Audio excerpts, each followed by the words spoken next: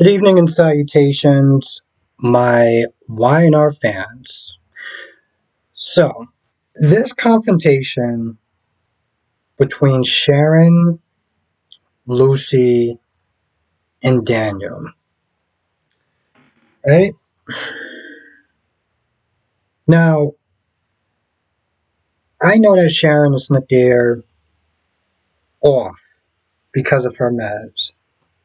But even with that being said, I was completely 100% on her side because everything that she said wasn't just right, but given the situation, given the damage and stuff like that that Lucy's caused, the fact that she has no restraint, she seems like she doesn't really care about Sharon's wishes or Faith's wishes. She's just being completely and utterly selfish. Sharon showed a lot of restraint, right? And even when they first meet, Lucy talks to Sharon at one point. And it's like she can't even sit there. I don't know if she can actually read the look on her face, like, get the F away from me, or was she just so busy trying to plead her case into once again seeing Faith. But either way, it just comes across as obnoxious. And the fact that she actually asked to see Faith after, did she get hit on the head and not remember the last time that she tried to talk to Faith and how Sharon pretty much just exploded at that point? But she feels the need to sit there and keep doing it. When Sharon tells her the reasons why, and she's like, I'm not comfortable with you, Faith is not comfortable with you, she sits there and she calls her a liar. And then she brings up Cassie. And I'm like, what the hell is wrong with you? So at this point, Sharon is just done. She is done. And she pretty much lays down the law. So Lucy leaves, and Daniel's there, and Daniel's like, well, I get that, what she said was wrong, and um, your feelings and everything like that, but you have to sit there and remember that she's just a child. And I'm like, I'm pretty sure she just did remember that she was just a child.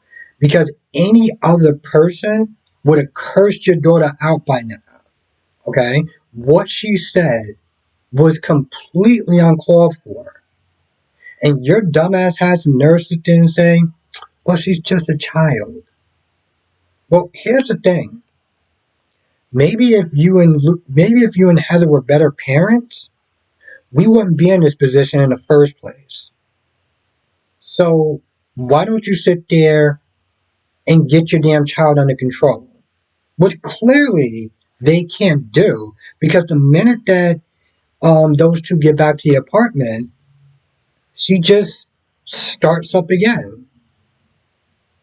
She just starts up again and she's all like, you're ruining my life and this, that, and the third. And it's like, it's not just obnoxious, but it's like, where did y'all go wrong with her?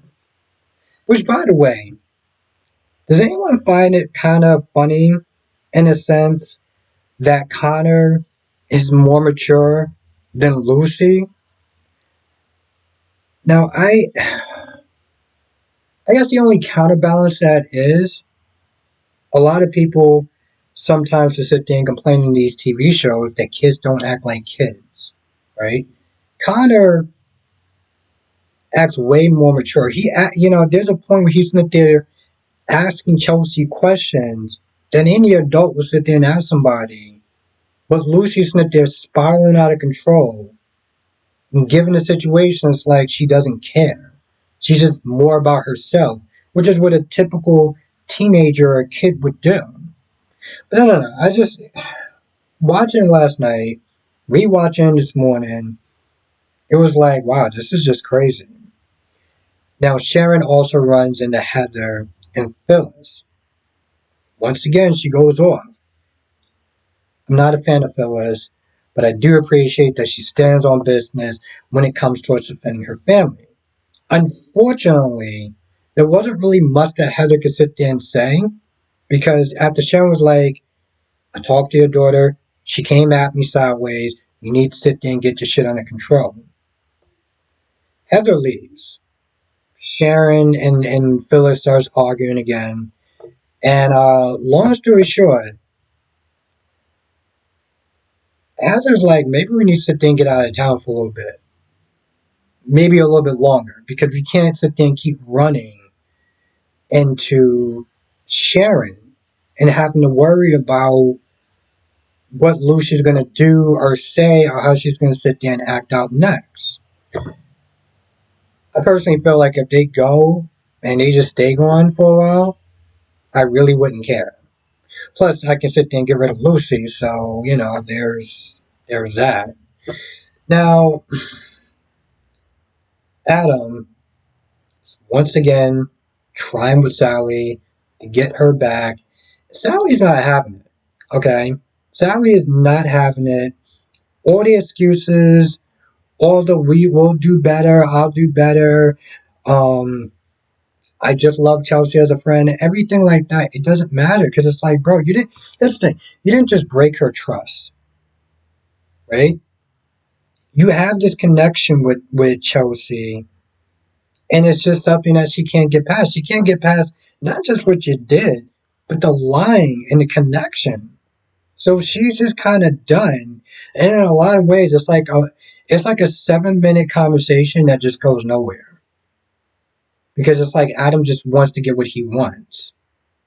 And on some level, I am kind of looking at him like, Sally, I'm not saying that Adam's the devil, but like, did you not know what kind of history or what kind of man you were getting yourself into when he's disappointed you over and over and over again?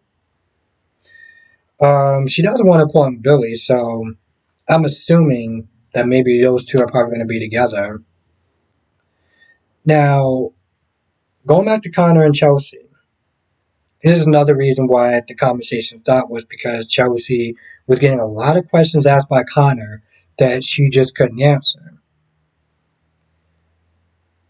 Connor pretty much looked at the situation and was like, I noticed that you're a lot sadder. Billy hasn't been around. What's going on? Chelsea tries to cover, but she does get to a point where she says that we did break up. Now Connor assumes that it's his fault, that, they don't have time for each other and things of that nature. And when Adam gets there, he also confronts Adam about Sally being like, she's not really down for movie night anymore. And, I don't really sit there and see y'all two around much and stuff, or her around and stuff like that. And pretty much just kind of puts it together that the reason why both his parents um, broke up with their significant others was because of him, because of his OCD. And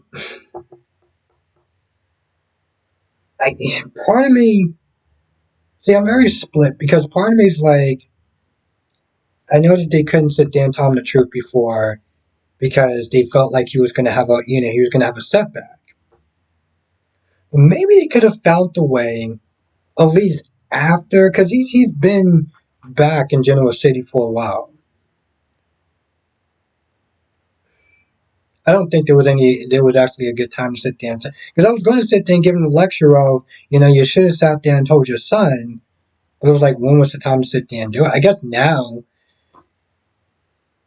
how do you sit there and tell it to him and not have him blame himself? I guess he needs to sit there and tell him the whole gory details and just hope for the best because at this point he's blaming himself anyway. So he might as well sit there and be honest at this point. They don't really have much left to lose. Now, during that whole confrontation with Lucy and Daniel, Nick walks in. Nick walks in during the end of this conversation. And so Nick sits there and checks on her and everything.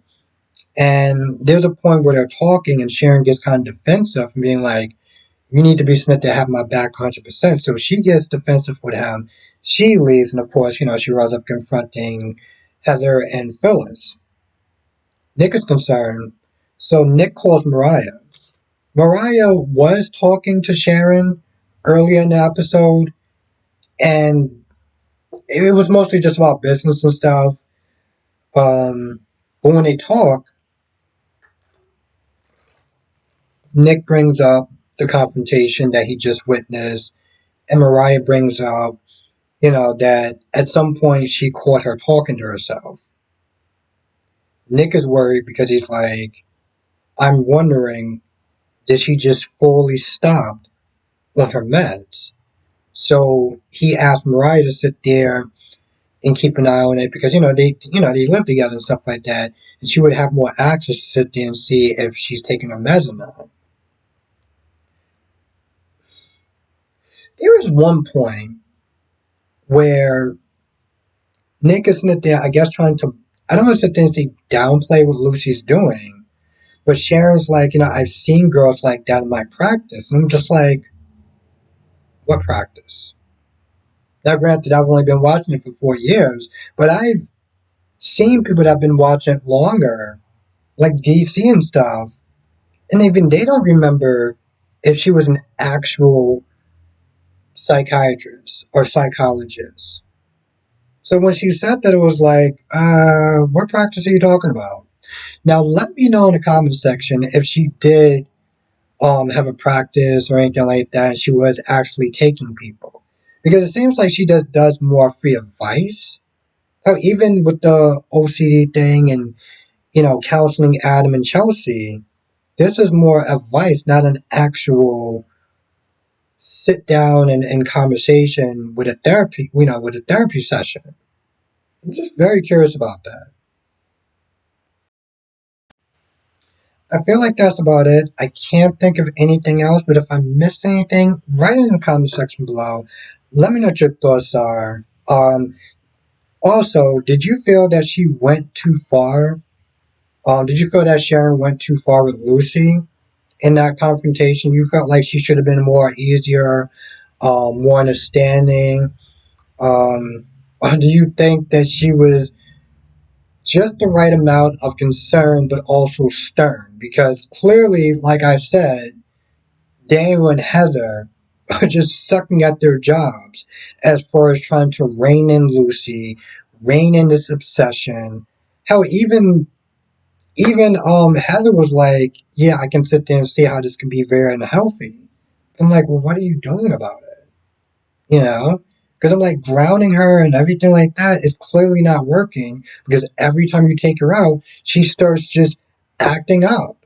So it's like, maybe y'all need to sit there and leave Genoa City for a little bit. I mean, I know that they says that school's gonna be starting soon, but like, it seems like it's not starting soon enough. Okay, it seems like it's not starting soon enough. Anyway, let me know in the comment section your thoughts. I'll see you in the next video.